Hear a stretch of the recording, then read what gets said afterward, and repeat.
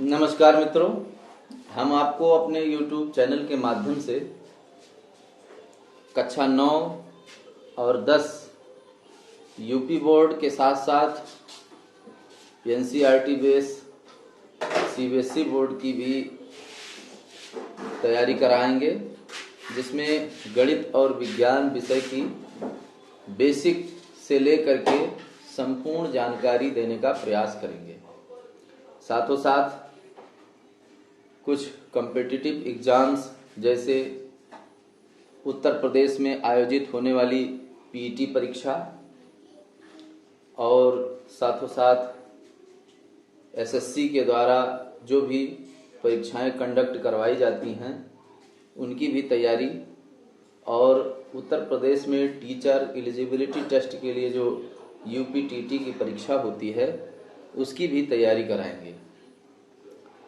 हमारा ये प्रयास उन ग्रामीण क्षेत्र के बच्चों के लिए है जो सुविधाओं के अभाव में कोचिंग का लाभ नहीं प्राप्त कर पाते हैं, क्योंकि उनकी बैकग्राउंड जो होती है वो फाइनेंशियल और अन्य तरह से कमज़ोर होती है, जिससे वो शहरों में रहने वाले बच्चों की अपेक्षा कम संसाधनों में ज्ञानार्जन करते हैं। उनके लिए हम विशेष तौर पर अपना ये प्रयास प्रारंभ कर रहे हैं। आशा है कि आप लोग हमारा साथ जरूर देंगे, आपका प्यार मिलता रहेगा। इसी क्रम में आज हम कक्षा 9 क्लास 9th सब्जेक्ट मैथ्स के प्रथम अध्याय संख्या पद्धति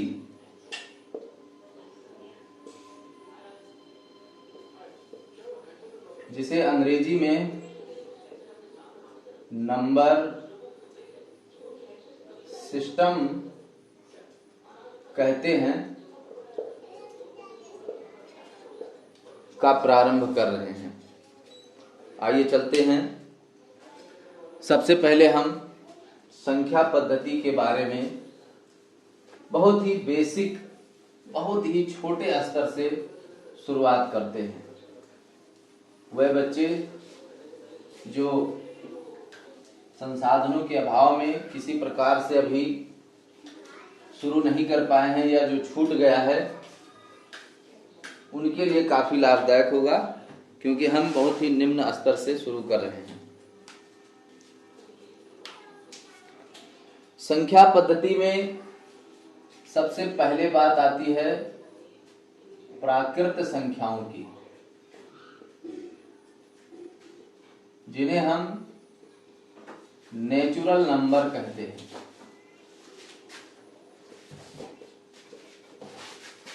नेचुरल नंबर। इस संख्या का ज्ञान मनुष्य को जब हुआ तभी वह वस्तुओं की गणना करना प्रारंभ किया। प्राकृत संख्या को ही हम धनपूर्ण संख्या भी कहते हैं। धनपूर्ण संख्या, इन्हीं प्राकृतिक संख्याओं को ही धनपूर्ण संख्या कहा जाता है। तो प्राकृतिक संख्या क्या है, यदि इसकी परिभाषा बताई जाए तो हम कहेंगे जिन संख्याओं की सहायता से, जिन संख्याओं की सहायता से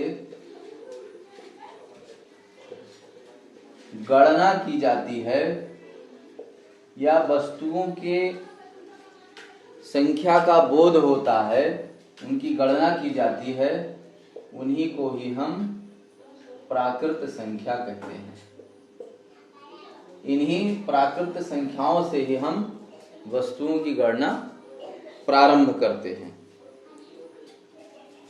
सभी प्राकृत संख्याओं के समुच्चय को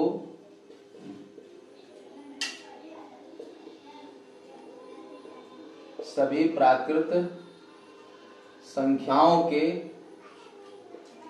समुच्चय, समुच्चय का अर्थ होता है सेट, को एक संकेत n से लिखते हैं, n फॉर नेचुरल नंबर, और उसे हम मजले कोष्ठक में लिखते हैं। प्राकृतिक संख्याएं अपरिमित होती हैं, जो 1 से प्रारंभ होती हैं, 2, 3, 4 और इस प्रकार से ये अपरिमित इन्फिनाइट तक होती है। सबसे छोटी अगर प्राकृत संख्या की बात की जाए तो सबसे छोटी प्राकृत संख्या 1 होती है। सबसे छोटी प्राकृत संख्या 1 होती है। ये विशेष ध्यान रखिएगा, कॉम्पिटिटिव एग्जाम में, परीक्षाओं में ये पूछी जाती है। और दूसरा एक प्रश्न और बनता है कि प्राकृत संख्याओं की जो संख्या है वो कितनी होती है, तो वो अपरिमित होती है, यानी कि इन्फिनिटिव जिसको कहते हैं। इसके बाद में आगे फिर जब हम बात करते हैं तो प्राकृत संख्याओं के बाद नंबर आती है पूर्ण संख्या की। पूर्ण संख्या जिसे हम होल नंबर कहते हैं। होल नंबर यानी पूर्ण संख्या।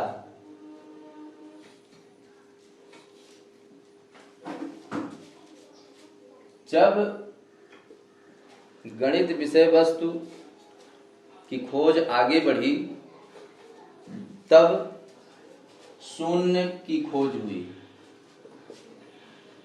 शून्य की खोज, जिसमें हमारे भारत देश का नाम आता है, और एक गीत था, किसी फिल्म का याद नहीं है नाम, कि जब शून्य दिया मेरे भारत ने तब दुनिया को गिनती आई। क्योंकि संख्याएं अभी प्राकृत थीं और जब शून्य की खोज हुई तो संख्याएं पूर्ण हो गईं। अब पूर्ण संख्याओं की जो शुरुआत होती है वो शून्य से लेकर के अपरिमित तक होती है। यानी कि अब संख्याएं पूर्ण हो गई जब शून्य को सम्मिलित कर दिया गया।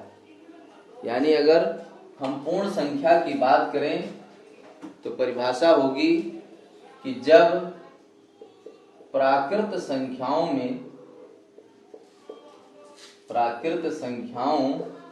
में शून्य शामिल कर